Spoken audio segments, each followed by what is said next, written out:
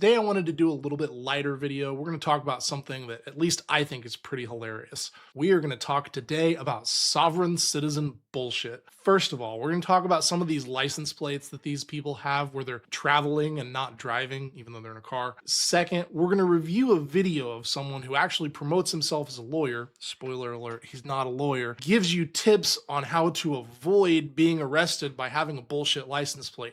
Spoiler, you will totally be arrested and go to jail. By the way, if this gets a little bit of traction and y'all enjoy listening to it, we'll try to find some body cam footage and court footage and judges just absolutely owning these SovCits. Maybe this will be the first video in a series. I hope so. Tell me if you want to see more of it. And if not, I'll just laugh at these people on my own time.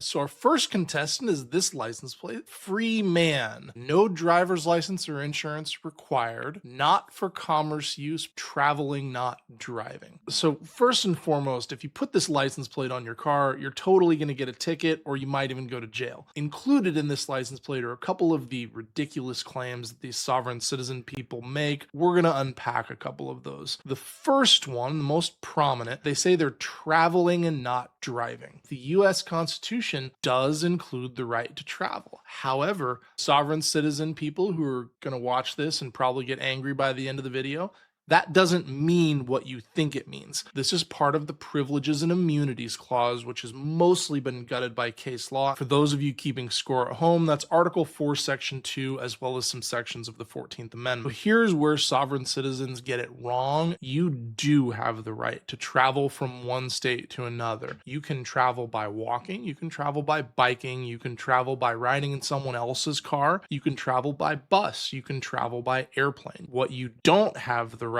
to do is operate a motor vehicle. For that, the state's general police power can require that you have a license. Second part of this license plate, they say that it's not for commerce use, which actually should be not for commercial use, but I don't credit these guys with an overabundance of brains, let alone grammar. Again, a nonsense theory that the government can only regulate when you use your car for commerce. Total bullshit.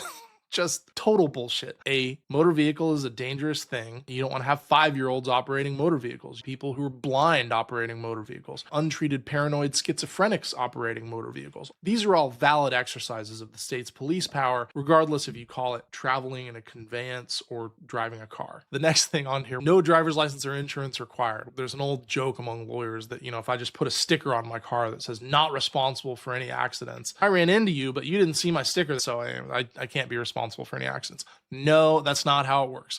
Second bullshit license plate, this guy decided to cite the Uniform Commercial Code, the UCC. Private automobile, not for hire. Again, traveler, we talked about that. And actually, they don't even get citations right. It's 9109A1. I'm going to put that on the screen. 9109A1 says that the UCC applies to a transaction that creates a security interest in personal property or fixtures by contract. Chapter 9 of the UCC deals with secured transactions. I sell you a car. I have a note on the car. If you don't pay the note, I go and repossess the car. I sell you a machine. There's a note on the machine. If you don't pay the note, I go and take the machine back. That's a secured transaction. There's a security interest in the thing. And I suppose what they're trying to say is that somebody has a security interest in the car, so you can't take it or something like that. This is just word salad, and this is nonsense. This one, dude couldn't even afford a printer. Lawfully private, no driver's license or insurance required, not for commerce use, private mode of travel. On the top left, it says not a motor vehicle. This is a pretty cool trick. You can stick a sticker on your car that says this is not a car, and all of a sudden traffic laws don't apply to you.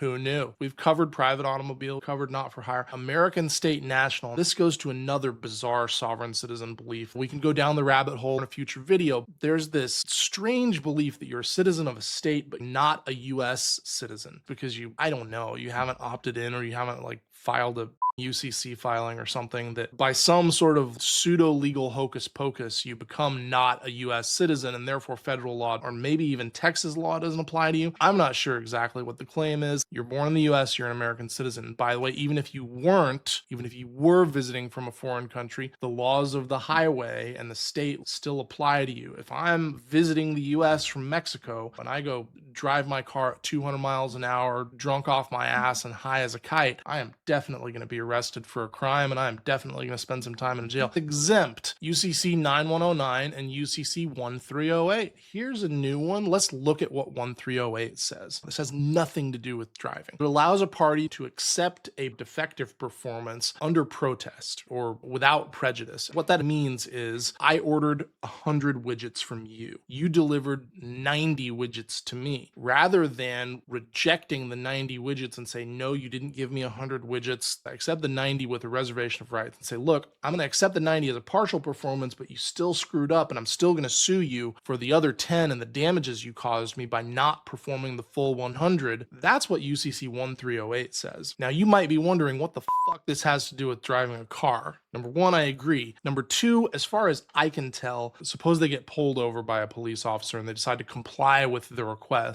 The fact that they have these magic words written on their license plate means that you still reserve the right to go fight about whether you're allowed to pay that fine or pay those taxes in bottle caps rather than money. All right, so that's our review of sovereign citizen license plates. If you see one of these out in the wild, just know that you're dealing with a crazy person. Prepare for some word salad if you ever have to talk to them. You probably shouldn't do business with them because they're going to try to fuck you in some way. But for part two, we're going to watch a video of somebody who claims to be a lawyer. He's not. Claims to have won $250,000 against Harris County for having to spend a night in jail. He didn't. And claims to have Supreme Court case law that says you don't need a driver's license. He doesn't. I don't go anywhere without this. This is my traffic book right here. And if you read down below, public servant officer, it pretty much says to him, when a cop pulls me over, you're losing potato chips. But when he has a binder. You can tell it makes him a serious person. And he has a notice in here that says, police officer, if you elect not to fill the form, then you hereby give consent to $100,000 per minute that you talk to me or something. That's not how it works. Open a law book, read about contracts. That's just not how a contract works. It's just not. This guy says he's a constitutional lawyer. This dude's not a lawyer. There is nobody by that name who has a bar license in the state of Texas. But when a cop pulls me over, the first thing I do is I ask him, what's your emergency and how may I assist you? And he's going to ask for my driver's license and insurance or whatever. And I said, well, before we go there, I need you to fill this out. And I take that sheet of paper out of there and hand it to him. Before we can go any further, you need to fill this. To be clear, if you do that to a cop, you're probably going to get arrested. You're probably going to get your car window broken and you're probably going to get pulled out of your car and you're probably going to jail and you're going to catch a resisting arrest charge. Just so you understand, that's probably what's going to happen if you do what this guy's recommending. Jesus, it already puts him on notice that I'm not playing games with him. He's not playing games. And here's the case I won against Harris County. Harris County, I always take my name out because I'm not going to give my name until you can give me. Okay, so I watched this briefly before I did this reaction video, and we're going to zoom in on this. So what he says is, here's this case that I won against Harris County. And I'm going to show you that case in just a second where it got tossed out by the Court of Appeals.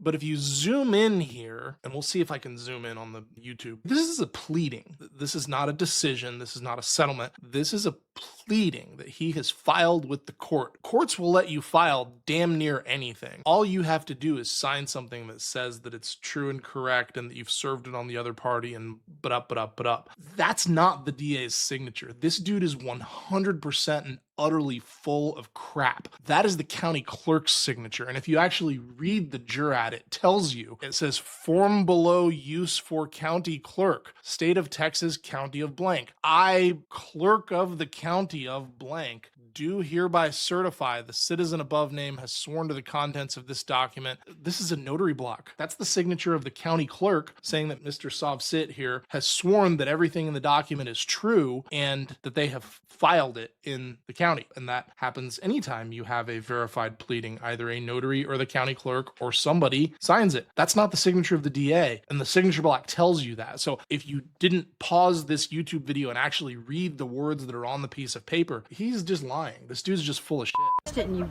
they paid And you I what? sued them. And what did you win? $250,000 for a night in jail. So he says that he sued them. I don't doubt that that's true. He says he won $250,000 for a night in jail. Well, I searched the Harris County pleadings and there's no evidence of that. There is, in fact, evidence of him appealing a case and getting it tossed out. And then Supreme Court says no license necessary to drive an automobile on public highways. There is no such case. This is made up, and you can tell by the wonky fonts, and I think that's like the sideways Google logo. So somebody has clearly manipulated this. There is no such case. And he's actually, in a minute, he's going to cite other case law for the wrong conclusion, but he's not even going to give you a case for this. He says, oh, the Supreme Court ruled that. Well, give us the case, bro. And they're in violation of their oath of office when they don't pay attention. My license plate doesn't give you, if you look at my license plate, the license plate alone says I'm not in commerce. It doesn't say that you're not in commerce. It's just a snake and says, don't tread on me. But we've already talked about this. Whether you're in commerce or not, you have to have a license to operate a motor vehicle because the state passed a law that says that you do. Now, if I have a license plate like this car over here and that car over there, they all have license plates. License plates mean I'm engaged in commerce. This is so stupid. I'm not engaged in commerce. This doesn't give them the authority to pull me over because they see that. Where do you see that I'm engaged in commerce? What gave you that suspicion that I'm engaged in commerce? You have the right to travel freely unencumbered. And that's all. Well, okay, yeah, you have the right to travel. That's true. You don't have the right to operate a motor vehicle. And that's all in the law. And when we look at the law books, Supreme Court has already ruled on this. And you go back to what is a license. And I want people to do their own homework. Go read the case of Murdock versus... Okay, Murdock versus Pennsylvania. Yeah, all right, let's pull up Murdock versus Pennsylvania. Murdock versus Pennsylvania says you can't slap a tax on people who are distributing religious literature. That's it. There was an ordinance in Pennsylvania that said that door-to-door salesmen had to pay a fee, I think, per leaflet that they distributed. They had to purchase a license or something. There was some sort of monetary sanction placed on people who went door-to-door handing out pamphlets to sell whatever, sell washing machines or vacuum cleaners or dogs or whatever they were selling. Well, the Jehovah's Witnesses also go door to door and give people literature. Probably a lot of you have seen those in your door when you come home and there's some piece of religious literature at your door, or they've knocked on your door and tried to give you some religious literature. Well, they sued and they said, you can't put a tax on us for distributing religious literature because that's a free exercise of our religious beliefs. Our religious beliefs include that we have to go out and proselytize by distributing literature. The Supreme Court said, yes, that's correct.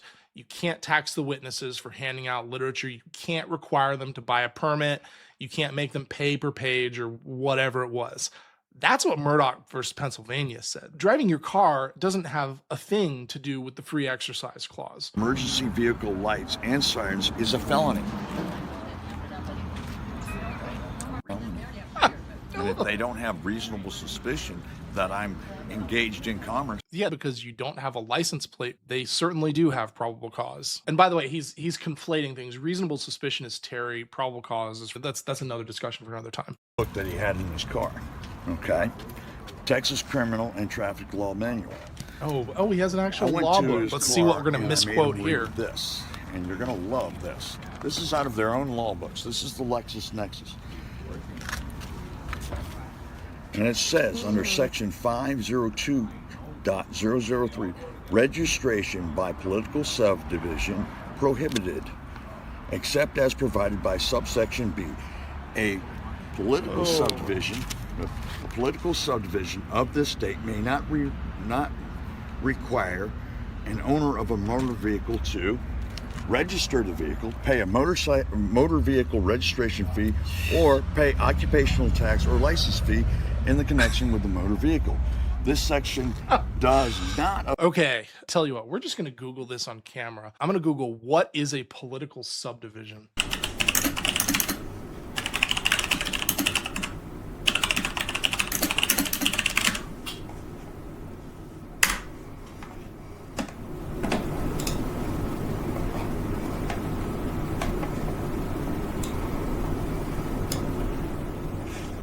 No, it's a local government. It's a city, town, county, or special district. No shit. So a city, town, county, or special district can't require you to register your car, but the state can. All right, guys, so that's all of the sovereign citizen bullshit that we're going to cover for today. Hopefully you enjoyed this video. If you want to see more of it, let me know. I have a couple of ideas, things that I have seen and encountered and would like to talk about. But if there's something that you have seen and that you think is interesting, or if you're part of this whole sovereign citizen movement and you think that I'm wrong, put it in the comments. Let's fight. Let's have a talk, because I think you're insane. As always, take care, and we'll see y'all next time.